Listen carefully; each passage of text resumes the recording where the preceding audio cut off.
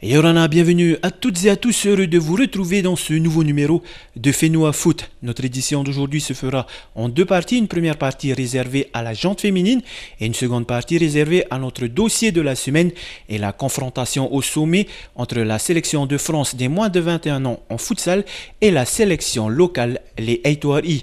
Mais sans plus attendre, direction le centre de formation de la FTF pour la Tamahine Foot, une compétition organisée par l'USSP et qui a ravi les collégiennes et lycéennes qui ont participé.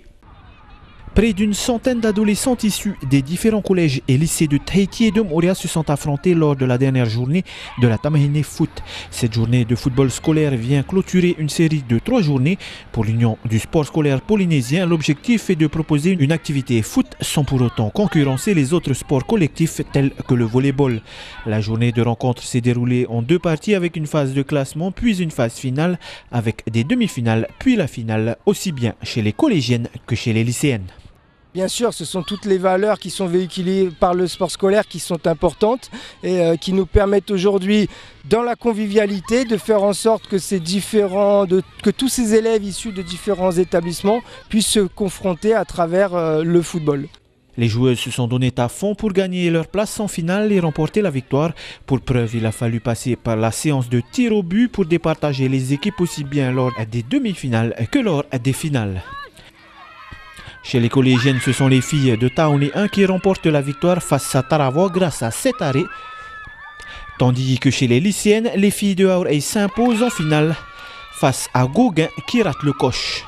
C'est un peu difficile aussi de regarder le ballon. Fallait oui, que je me concentre et que je regarde un peu le ballon, enfin, la trajectoire et tout ça. J'avais toute la pression sur moi et j'étais carrément stressée. Et puis quand j'ai vu le ballon, j'ai arrêté aussi.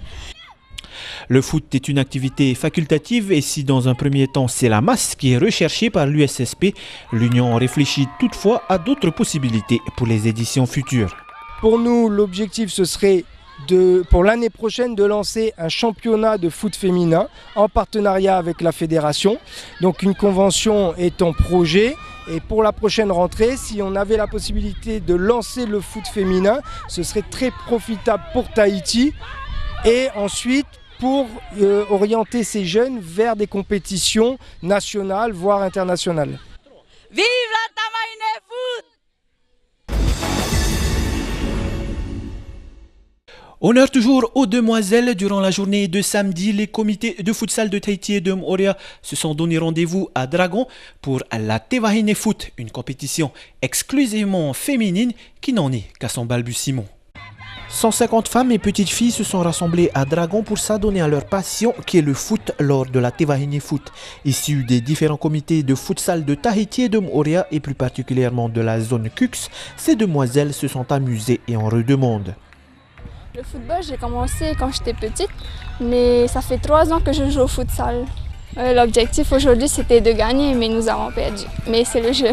Et ils ont bien fait de faire une journée pour les femmes parce que d'habitude, c'est tout le temps les hommes qui ont des chances à avoir des journées comme celle-ci.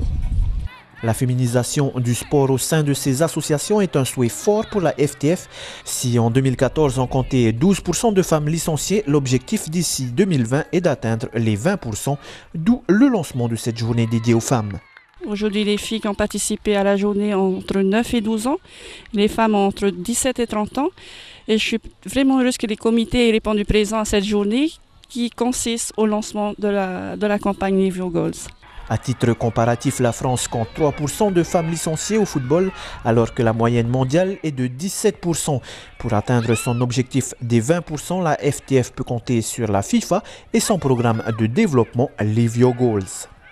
Ce programme apporte des financements pour l'organisation de festivals, également du matériel. Tous les ballons que nous avons eus aujourd'hui sont financés et nous ont été envoyés par la FIFA. Les tenues, tous les hauts roses qu'on a pu voir sur les petites filles viennent de la FIFA. Nous avons également des tenues, 280 tenues qui vont nous être offertes par la FIFA pour mettre en œuvre notre programme féminin en Polynésie. Si les Vahinés du Fénois ont eu droit à un tournoi de foot, les petites demoiselles, elles, se sont défoulées dans un tournoi de futsal. L'objectif premier de cette journée n'est pas la compétition, loin de là. C'est avant tout un rassemblement des amoureuses du ballon rond et surtout le développement du football féminin. Pour elles, le football n'est pas seulement un sport d'hommes. Pour moi, c'est un sport pas que pour les hommes, même pour les femmes. Et on va pas dire que... à chaque fois, il y a des compétitions et on dit toujours les matchs des femmes, c'est nul. Ben non, il ne faut pas dire ça. Au contraire, il faut nous encourager. Sinon, comment on va avancer? Et il y a aussi des compétitions de femmes dans les pays. Pourquoi pas nous aussi partir? Pourquoi que les hommes?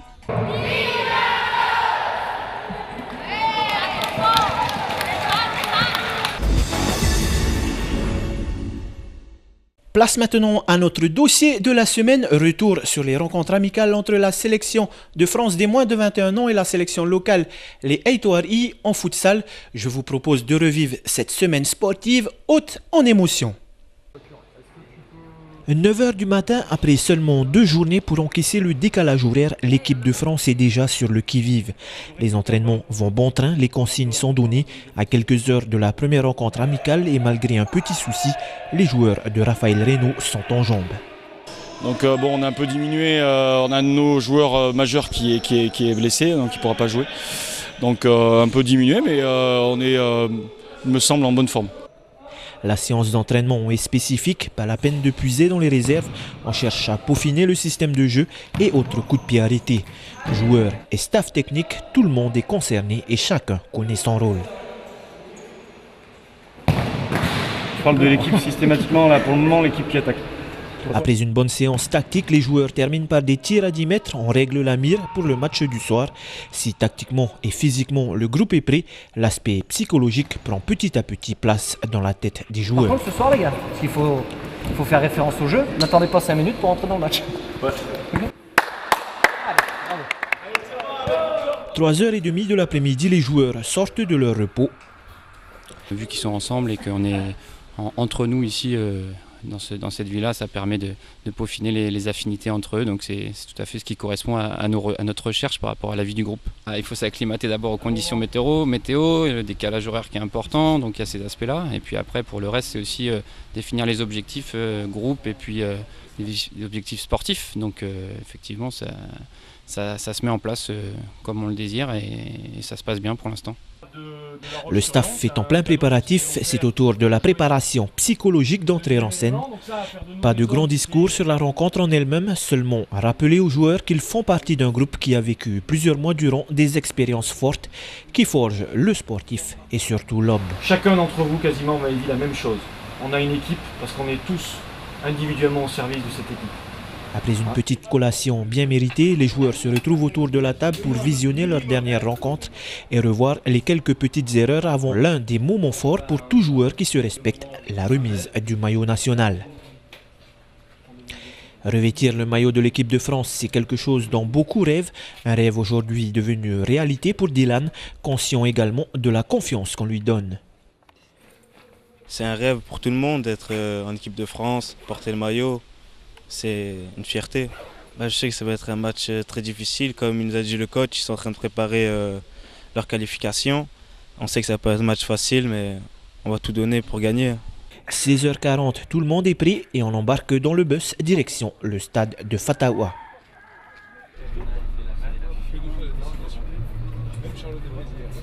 La salle est remplie, la tension monte d'un cran. On déstresse comme on peut avant le coup d'envoi. Durant la rencontre, l'équipe de France rentre très bien dans le match et prend l'avantage. Tahiti reviendra au score. C'est le début d'un chassé-croisé entre les deux sélections. À quelques secondes du coup de sifflet final, ce sont les Aitoari qui mènent 5-4. Au final, la sélection de France va égaliser à 2 secondes de la fin du match. La victoire n'est pas au rendez-vous, mais la défaite non plus.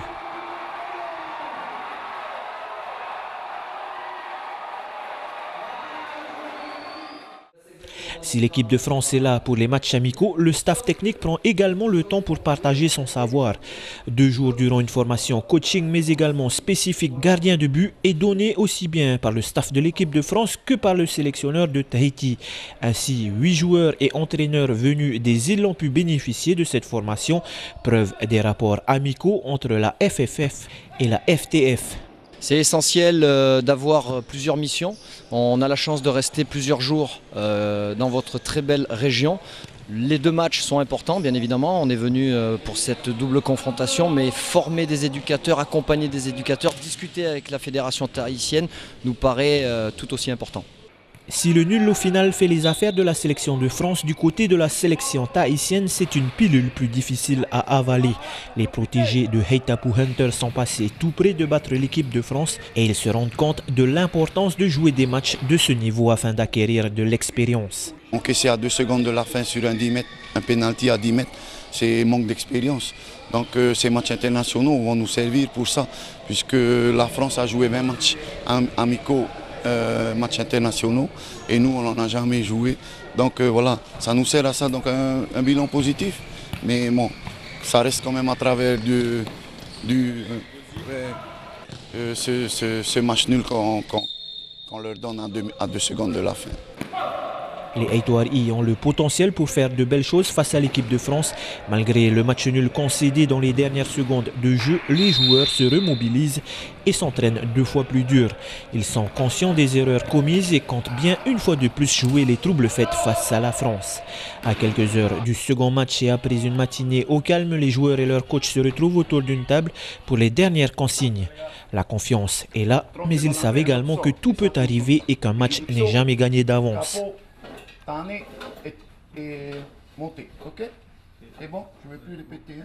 Allez Gabi, hein? Si. Les joueurs sont fin prêts, direction la salle de Dragon cette fois-ci pour la seconde rencontre. Une salle que les joueurs apprécient particulièrement puisque c'est dans cette salle qu'ils jouent leur championnat Top Nike. Dernier petit préparatif avant le début de la rencontre, 17h30, le coup d'envoi est donné. Début de match identique que le premier, l'équipe de France prend les commandes de la rencontre en inscrivant le premier but. Cette fois-ci, Tahiti n'égalisera pas dans les minutes suivantes. Score à la mi-temps 1-0 pour l'équipe de France. Dans les vestiaires, malgré le but de retard, on ne perd pas confiance. L'égalisation est tout à fait possible, tout comme la victoire. En seconde période, le jeu est toujours équilibré. Tahiti se confère des occasions mais n'arrive pas à les concrétiser. A contrario, les protégés de Raphaël Reynaud, emmenés par leur capitaine Ben Kerouf, aggravent la marque 2-0. Et dans les dernières minutes de jeu, le gardien des Haïtoiris entre en collision avec un joueur français. Conséquence, carton rouge. Réduite à 4, la sélection de Tahiti va encaisser un 3e but. Score final 3-0 pour l'équipe de France des moins de 21 ans. Ouais, l'objectif c'est toujours de gagner. Maintenant c'était de faire un bon match et puis d'avoir un contenu supérieur à ce qu'on avait proposé encore au premier match. Je pense que les garçons se sont bien adaptés. Ça a été encore difficile d'un point de vue athlétique, mais notamment dans la gestion des 2 événements, parce qu'on n'a pas l'habitude, la chaleur, voilà, tout ce qu'il y a autour du match. Donc on a plutôt bien géré tout ça et on est satisfait puisqu'on a atteint notre objectif. Ouais. Oui, c'est vrai, on regarde vraiment le Souris, c'est pas une équipe facile. Hein. À l'aller, on a fait 5 partout, on avait l'avantage à l'aller, mais là, au retour, ça est revenu plus fort. Hein. Nous, en tant qu'objectif, c'est de préparer la qualification. Hein. Alors, on demande à la FTF de nous faire des matchs amicaux internationaux. Et là, on a vraiment besoin pour cette préparation à la qualif. Au cumul des 2 rencontres, c'est donc la sélection de France qui sort victorieuse avec un nul et une victoire. Pour Tahiti et les Haïtoiris, outre le résultat sportif, c'est tout de même une victoire et surtout un honneur que d'avoir pu jouer contre l'équipe de France. L'aventure ne se termine pas là pour les 2 équipes qui devraient être amenées à se rencontrer une fois de plus, qui sait. Une chose est sûre, c'est que les liens entre la Fédération française de football et la FTF sont plus que jamais resserrés puisque le staff technique de l'équipe de France l'a confirmé. La FFF sera un allié de poids pour Tahiti pour la qualification à la Coupe du Monde de futsal 2016.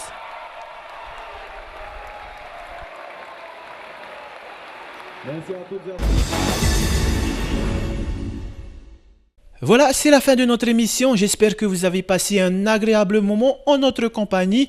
N'oubliez pas que vous pouvez retrouver votre émission sur TNTV Replay ainsi que toutes les informations relatives au football local sur le site de la FTF www.ftf.pf. Je vous souhaite à toutes et à tous une excellente soirée sur Tahiti Nui Télévision et n'oubliez pas que pour les rencontres internationales, ce n'est pas fini puisqu'il nous reste le beach soccer avec l'arrivée des Suisses ainsi que le foot à 11 et l'arrivée de l'équipe d'Argentine. Sur ce, très bonne soirée. Nana.